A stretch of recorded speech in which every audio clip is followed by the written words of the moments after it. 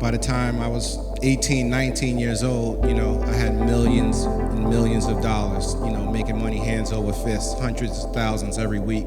We had, really good success. We dropped the first album in 1996, sold 500,000 records. The next year came out with another album, sold 1 million records. And during that time, more success and more success. So we built this big company.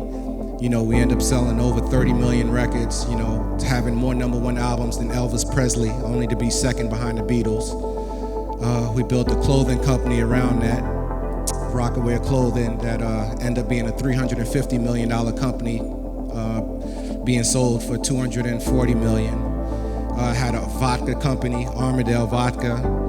Years later, after selling all these companies, I thought I had a bright idea, because I'm smoking so much weed at the time. I'm saying, yeah, money does grow on trees. I see this marijuana is going to be legal.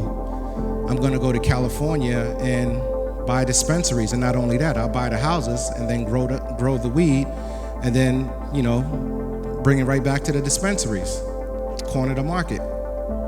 In that, I was introducing guys from New York to guys in California who wanted to buy, drugs and cross interstate lines, and I ended up being pulled into a conspiracy.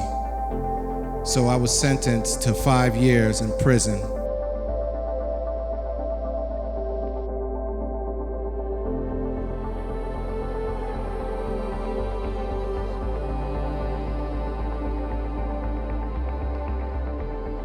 Medical school wasn't enough for me, and surgery at Harvard wasn't challenging enough, and there's more to that story, but I kept running because I left there and went to Wall Street.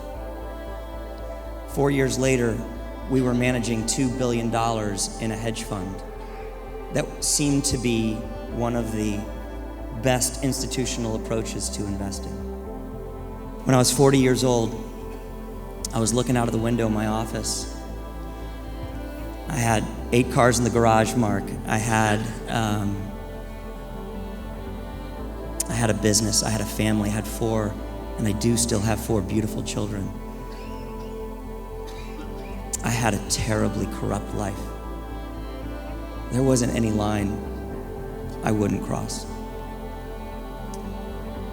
And I asked my sister, I said, is this all there is? Is this all there is to life? And I know she began to pray for me. And then my empire began to crumble.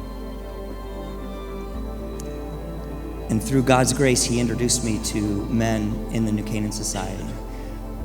And they began to come around me and not judge me, and seemed willing to hear my story and actually encourage me. And they did.